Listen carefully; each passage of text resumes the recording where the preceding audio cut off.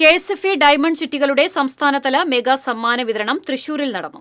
ചിട്ടിരംഗത്തെ മാതൃകാ സ്ഥാപനമാണ് KSFE എന്ന് ധനമന്ത്രി അഡ്വക്കേറ്റ് KN ബാലഗോപാൽ.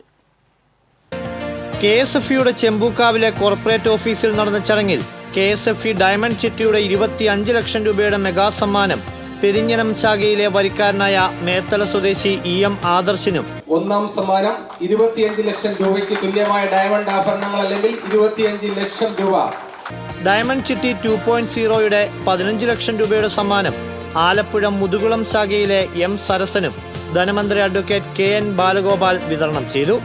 സരസൻ KSFEയുടെ സംസ്ഥാനതല മെഗാ സമ്മാനം ഏറ്റുവാങ്ങുകയാണ്.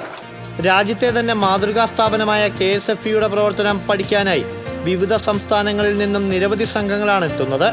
സർക്കാർ ഗ്യാരണ്ടി എന്നതാണ് KSFEയുടെ വിശ്വാസ്യത വർദ്ധിപ്പിക്കുന്നതെന്നും മന്ത്രി അഭിപ്രായപ്പെട്ടു.